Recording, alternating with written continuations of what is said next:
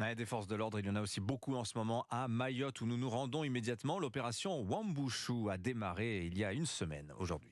Cette action des forces de l'ordre pour expulser des centaines de migrants clandestins, accueillis avec soulagement par des Mahorais qui espèrent ainsi régler les problèmes d'insécurité sur l'île. Ce chiffre, ce matin, 5237, c'est le nombre de faits de vol commis sur l'île en 2022. Des cambriolages quotidiens qui ont poussé les habitants à faire de leur maison de véritables forteresses. Exemple à Tsimkoura avec le reportage de l'envoyé spécial d'Europe 1, Wilfried de Villers. La portière, nous, le soir, on la ferme. Je l'ai bien fait pour que ça nous alerte. La maison de Lutfi a des aires de base fortifiées. Partout des grilles, des fenêtres jusqu'à la terrasse qui donne sur la rue. J'ai installé des barreaux de sécurité chez moi. La maison, elle est en cage. Pourquoi? Parce que c'est pour sécuriser. Sinon, on est visité tous les soirs. Le père de famille a renforcé la sécurité après plusieurs tentatives de cambriolage, parfois violentes. Tentative d'intrusion dans la maison.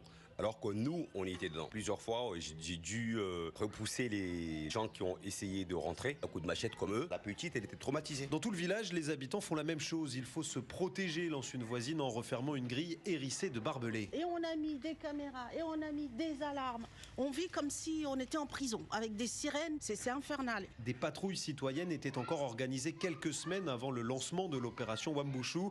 Mais ici, les habitants trouvent que la gendarmerie met encore trop de temps à intervenir. Alors les rondes pourraient reprendre. Tsimkoura, Wilfried de Villers, Europe 1.